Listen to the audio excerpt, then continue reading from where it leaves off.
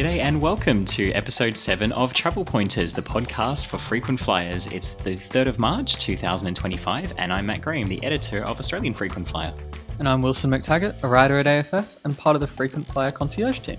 In this episode, we're going to explain how to find reward flight availability in 2025, including the strategies you need to know in the airlines and routes to look for, particularly if you want to use your points to fly business class.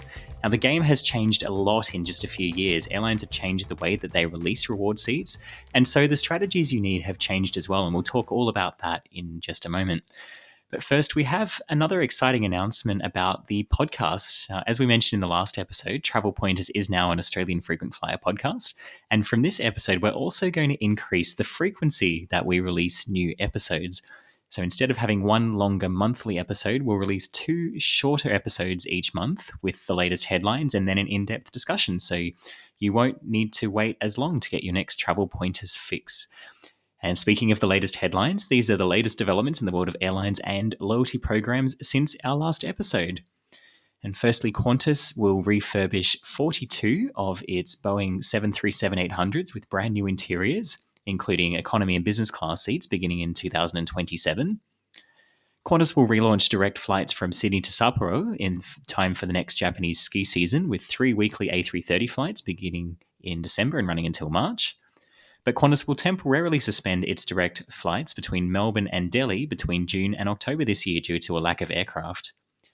Air India is also suspending its route from Melbourne to Mumbai, and it comes as Air India begins code sharing on a range of Virgin Australia domestic routes. But this is just a one-way partnership. There will be no benefits at this stage for Velocity members flying on Air India. Hong Kong Airlines is launching direct daily flights from Hong Kong to Sydney starting in June. Hong Kong Airlines is also one of 3 airlines that offer in-town check-in at Hong Kong, the others being Cathay Pacific, and as of a few weeks ago, Qantas, which restarted the service on the 10th of February. Singapore Airlines has added a new but fairly limited partnership with Garuda Indonesia, but it will surely end its partnership with Virgin Atlantic. Hilton Honors has launched a new status match challenge offer for 2025. And if you have status with another hotel loyalty program, you can use this to get Hilton Gold or Diamond status until 2027. And finally, the Australian government has approved Qatar Airways' purchase of a 25% stake in Virgin Australia. And Wilson, this means that Virgin Australia is pretty much on track to launch its flights to Doha in June. Yes, that's right, Matt. Virgin Australia also have ACCC interim approval. They're just waiting on the final determination from the ACCC to get these flights underway. These flights are already on sale, but there are still a few quirks. For example, you can't book the VA-coded flights on corporate travel portals, or you can't even choose a seat online. You'll actually need to call up to do this. Luckily for frequent flyers, though, there's plenty of frequent flyer reward seats, including in Qatar Airways' legendary business class Q Suite. You can get this all the way from Australia to Doha, which brings us to the main topic for this episode. If you've been in the frequent flyer game for a little while, you might remember that the old advice for finding frequent flyer reward seats, especially if you wanted to use those hard-earned points to book business or first class seats on international flights, was to book as far ahead as possible. Like, for example, with Qantas, it was quite common knowledge that Qantas would release most of its business and premium economy and first class reward seats on long-haul international routes to its top-tier frequent flyers exactly 353 days before departure. And that would happen at midnight GMT, so that's 10 a.m. Brisbane time. And a lot of frequent flyers would even set alarm clocks for, 5 to 10 on the exact day that they wanted to book their flight, 353 days before they wanted to travel. And the trick would really be to book as far in advance as ahead. Really think a year out about where you want to go using your points. And it would pretty reliably work because Qantas would indeed, at exactly, like clockwork and predictably, release in some cases 2 seats in business class, some cases 4 seats in business class on these flights. And it would be a quite effective strategy for using your points. And it wasn't just this case with Qantas. A lot of other airlines as well would predictably and reliably and consistently release seats as soon as the flights went on sale in the system, which would be, depending on the airline, maybe it could be 330 days in advance, 353 with Qantas, some are 360, but around 11 to 12 months in advance. Unfortunately, for those people who are used to that, the game has very much changed, hasn't it, Wilson? Yes, that's right, Matt. Airlines, firstly, have recognized customer demand has massively changed post-COVID. Most people are looking to book later. They're not really wanting to commit to flights 11, 12 months in advance. And I think this is largely due to customers' horror stories of booking travel well in advance and getting screwed over when the airline holds onto their money during that COVID period. There's also just a simple increase in demand for travel. People wanted to get out, see the world after lockdowns. There was this phenomenon I saw called revenge travel. It's almost like people lashing out at the world, I guess, and going go see it post COVID. Airlines have also decreased their long haul capacity. Qantas, for example, retired its 747s immediately at COVID, and this was a trend throughout the world. All of this created a sort of perfect storm where airlines are betting they won't need to sell reward seats well in advance because customers are going to book them. They're going to book them with cash. And so this means that there won't be any sort of reward availability 11, 12 months in advance in those usual windows. And instead, you might find them a little bit closer to departure. Yeah, and so like a lot of airlines now are kind of hedging their bets. Like I guess the business model of frequent flyer programs is such that the airlines are kind of like that when they release a seat as award inventory, and this is what you need to book a classic reward seat. They're kind of betting that they won't sell the seat for cash, and so therefore the marginal cost to the airline of giving this seat away is pretty low because they're basically giving away a seat that would have flown empty on a flight that's already operating. The pilot's already there, the crew are already there, and they thought that they weren't going to get anything for it. So then they released it as award inventory. That's also why on really popular routes and during school holidays and when the airlines think that they're going to be able to sell out the plane with fare paying customers, they don't generally release reward seats because they can make more money by obviously selling them to full fare paying passengers. There's an opportunity cost of giving them, I say this kind of in inverted commas, giving them away. Of course, those points, the airlines made money when you've earned the points, of course. Yeah, it's a bit of a two-way street for airlines and customers. Customers do get those amazing seats, those business class and first class seats, but airlines, they fill a seat that they wouldn't have filled anyway. In school holidays, as you said, you can struggle to even get economy seats nowadays. It's pretty tough. It definitely is tough. And I guess because airlines aren't as able to predict the demand profiles of different flights up to a year in advance. I mean, before COVID, they had years worth of data, which was pretty much consistently knew that if they look back at the last 5 or 10 years of data on this particular month on this route, they would estimate that they're going to sell roughly this many seats.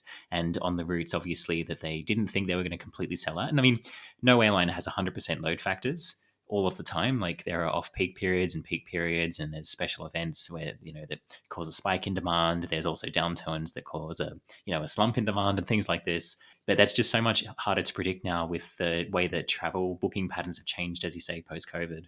And so, because of this, as we said, airlines have changed how they release reward seats. And this means you need a new strategy. Now, it's still possible to find reward seats, but just not a year in advance. And we'll share all the tips just after this quick break. We hope you're enjoying the discussion on today's episode of Travel Pointers. For more tips and tricks, did you know that Australian Frequent Flyer also holds regular webinars? I'll be hosting the next one at 8 p.m. on the 19th of March, and the topic will be how to achieve lifetime airline and hotel status. Should be a great one. AFF Platinum members can attend live and ask me questions on the evening, while Gold and Platinum members get to access the replay afterwards. And you can check out the link in the episode notes to learn more. So, Wilson, the game has changed. What do people need to do in 2025 to have the best chance of finding reward seats? Well, Matt, it's a bit of a complex issue. So, firstly, there are still definitely some airlines that release well in advance. So, the key examples for Qantas point holders, it'd be Japan Airlines, who release it like clockwork 360 days out from departure. Finnair is another good one, especially if you're starting in Asia, or you can connect from Asia, and we'll get to that a bit later. But Finnair release a minimum of 2 business class seats and 4 economy seats on its long haul flights. It's part of its award guarantee. So you'll be competing against their own members, but it means you can lock in those award seats early. Now, if you have velocity points, Qatar Airways is a pretty reliable option for award seats well in advance. You'll find they have 1 to 2 business class seats on its Australian routes to Doha about 330 days in advance. So you can lock in award travel well in advance on particular airlines or to particular destinations. But if you're not locked into Qantas or Velocity Point, you actually have a couple more options available to you to get award seats early. So, for example, from Australia, Everyone knows Singapore Airlines. Their availability is pretty solid from Australia to Europe and even to the US using their own KrisFlyer miles. Likewise, Cathay Pacific also gives more availability to its own members, including much further out, around 300 to 330 days in advance.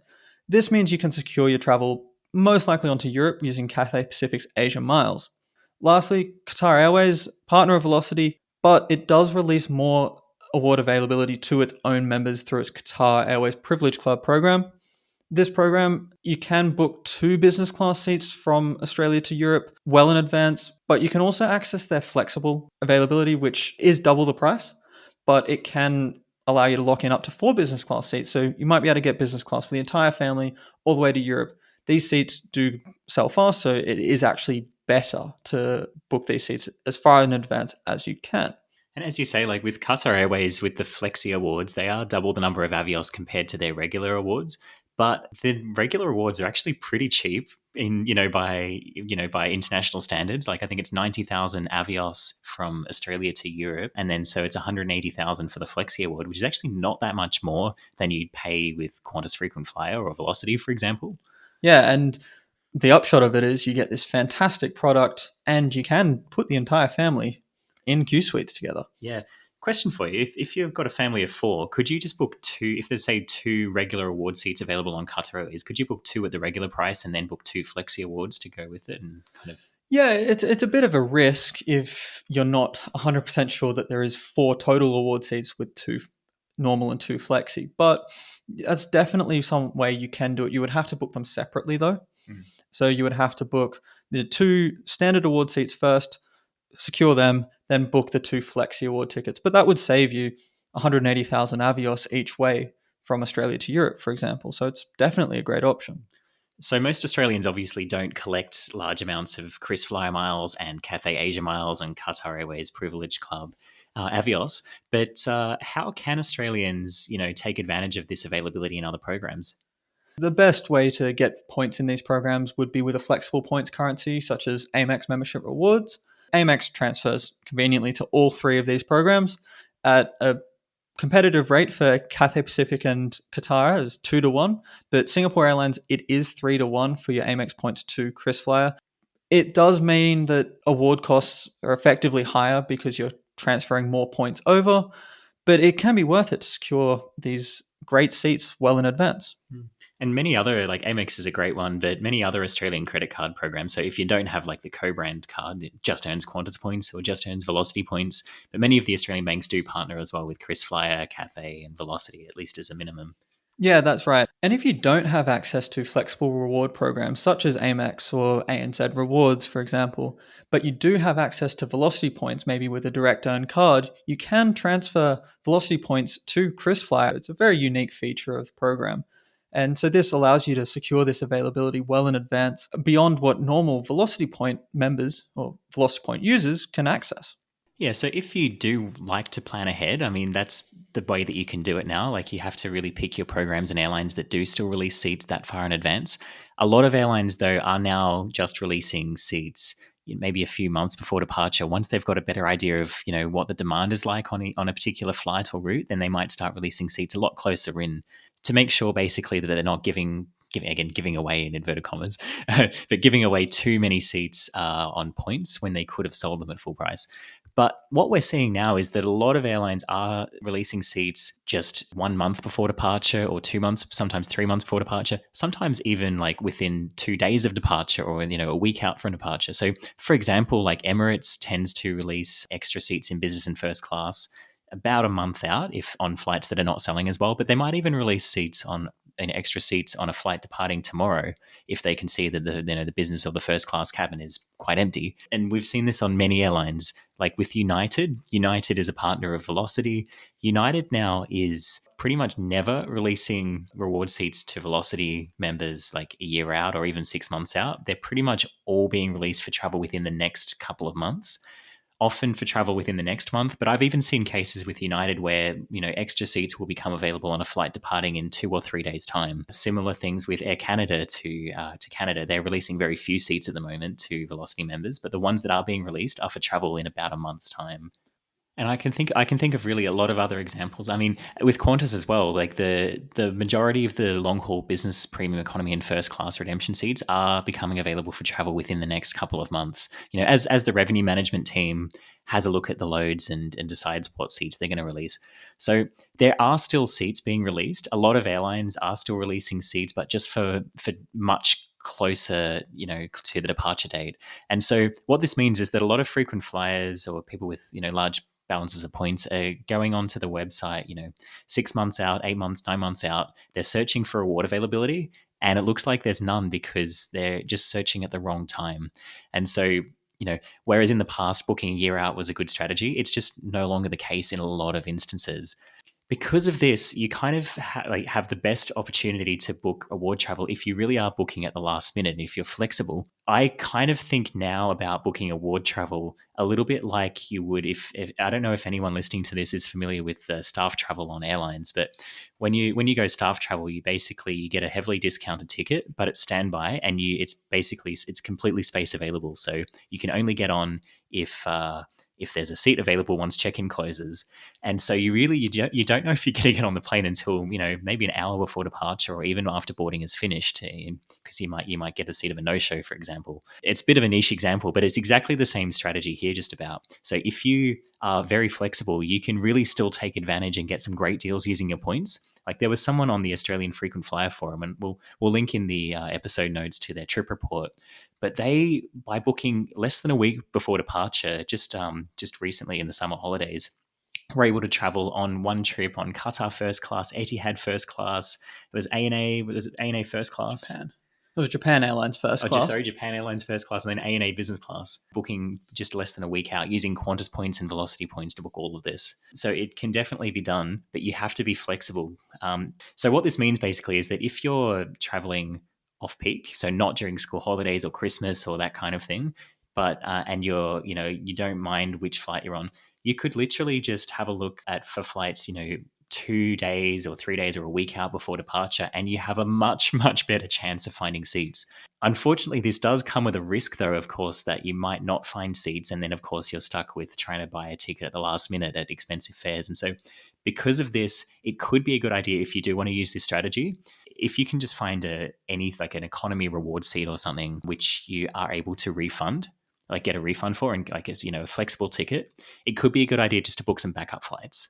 So just in case, that something better doesn't become available, you at least have a possibility to get to your destination without shelling out thousands of dollars for a last minute ticket. And I mean, with Qantas and Velocity Frequent Flyer, you can very easily cancel reward bookings. With Velocity, you can cancel up to 24 hours before departure. And with Qantas, it's up until I think the time of departure, or until check-in closes at least. But you do just have to cancel before the first flight on your ticket is due to depart in order to get a refund. And the penalty is, like with Qantas, it's 6,000 points, and you get back the rest of the points and the taxes paid. And with Velocity, it's either 7,500 points or $60. Yeah, I mean, obviously this strategy works better if you have a larger points balance. So you got the points to burn for effectively two flights on the same day. But it's definitely a much less risky way to get to your destination. If it's obviously nothing worse than showing up to the airport on a standby ticket and realizing you're not going to get on. And if you're searching for award tickets and none come up on the particular flight or even to the particular destination you want, it's also not a very good feeling, I can imagine. But there are still ways to minimize this and still get the trip that you really, really want to get. Yeah, so obviously, though, it is route dependent. There are some routes that have more reward availability than others. In 2025, Wilson, if you have Qantas points or Velocity points, which are the routes and airlines that you should be looking for availability on, which give you the best chance of finding business class seats? If you're using your points for Qantas, their flights to Asia, specifically Manila, Jakarta, and sometimes Hong Kong, these tend to have less people on them, and so you'll more likely find business class reward availability on these flights. And okay, well, Asia might not be the destination of choice in this particular time, or just as maybe a general rule, but from there you can easily connect onto other Qantas partners. Emirates, as you've mentioned, Matt, before, they often release business class and first class availability about a month out.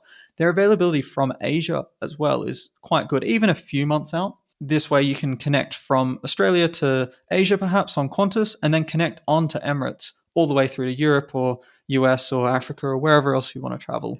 And actually, when you do it this way with Emirates, you don't pay as much in carrier charges, do you?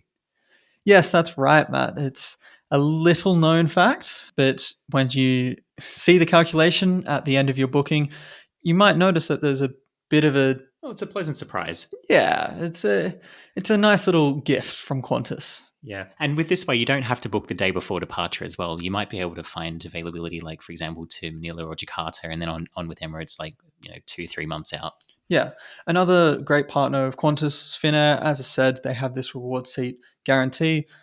As I said as well, you are competing against their members, but you can still sometimes find Finnair availability from the various ports in Asia that it flies to, including Japan, Korea, China, Thailand, and Singapore, all the way into Helsinki. And then from Helsinki, you can connect on to oh, most, if not all, destinations that you'd want to go to in Europe.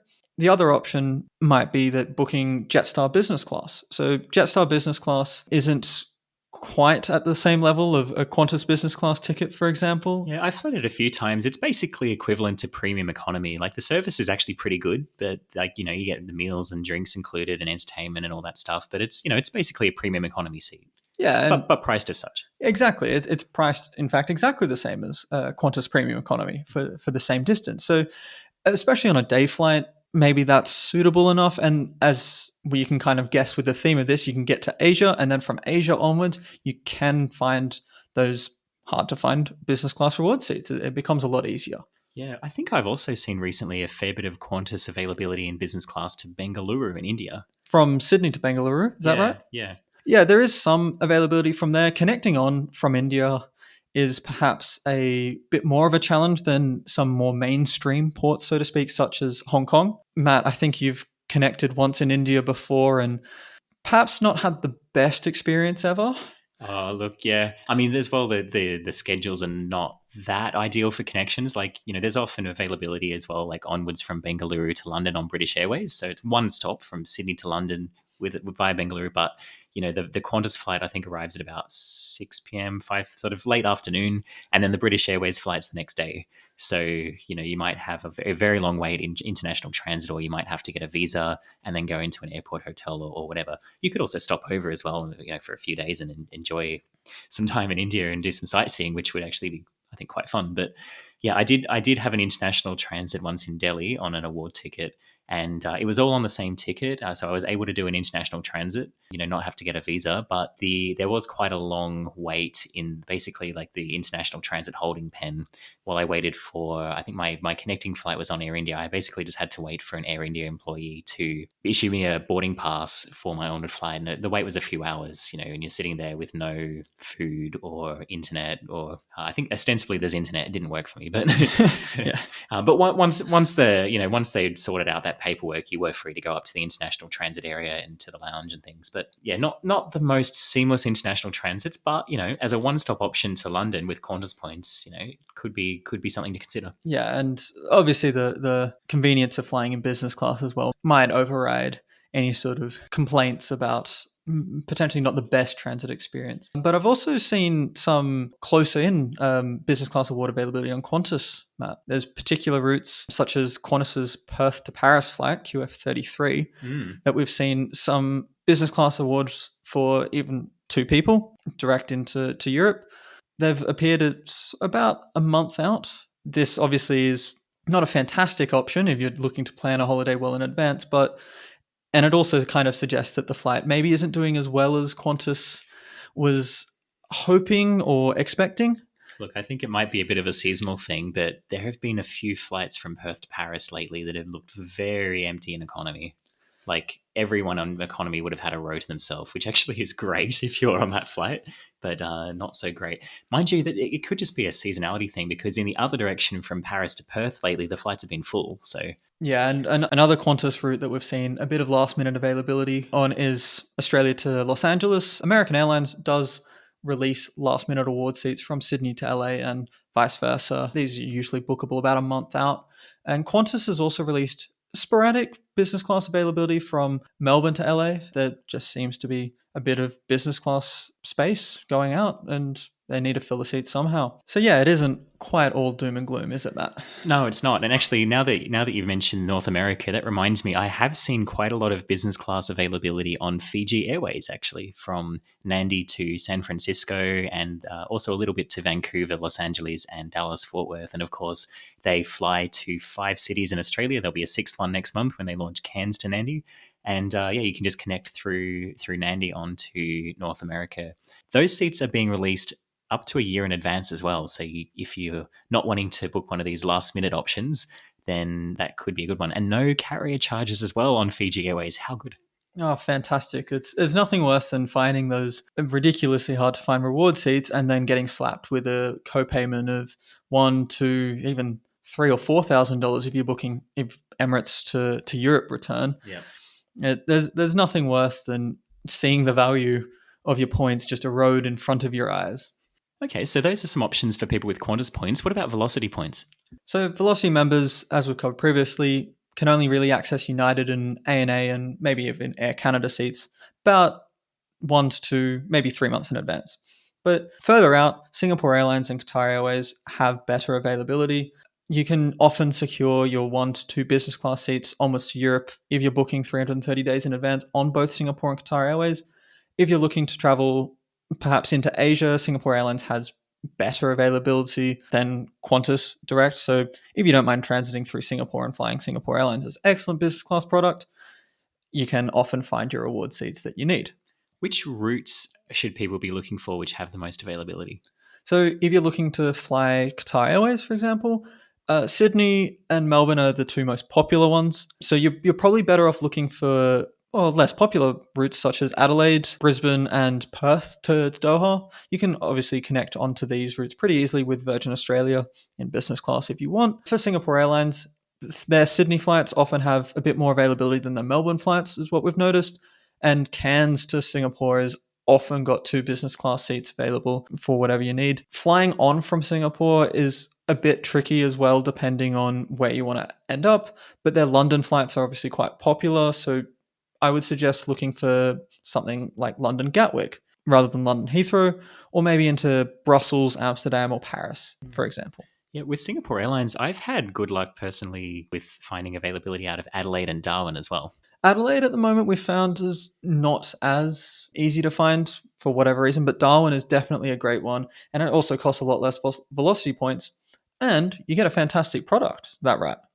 Actually, that reminds me, Qantas next month is actually going to be relaunching its own flights between Darwin and Singapore, so there'll even be some competition on that route. There's quite a lot that I've seen availability on that Darwin to Singapore flight, but it will be with Qantas on a 737-800 with recliner seats, whereas Singapore Airlines, as I've flown a few years ago, has the 737 MAX on that route with lie flat business class, so it's a totally different product.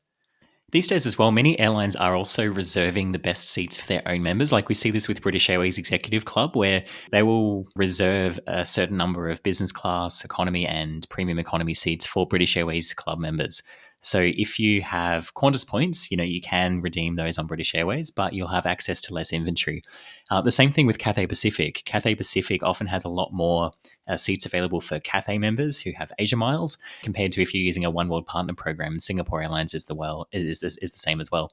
So that's also why, like we talked before, having access to flexible points currencies like credit card points or even hotel program points that you can transfer out to multiple different airlines can be a really good strategy.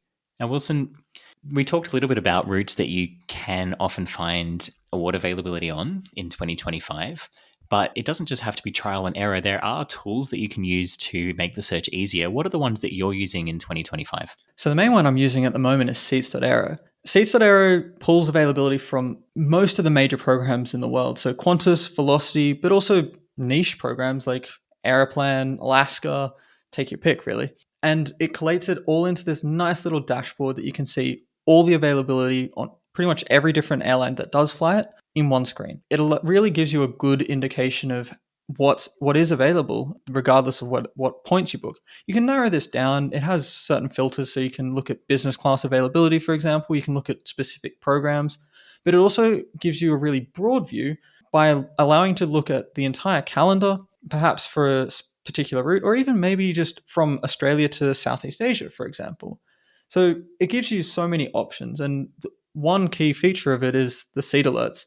It allows you to set a seat alert for a particular route or a particular region, perhaps, in a certain class. So if you wanted to fly Qantas from Sydney to Manila or Sydney to Singapore, you can put these as seat alerts and it'll send you an email or a text message as soon as it finds availability for the route. And if you're still having trouble finding these elusive award seats, well, you're in a bit of luck.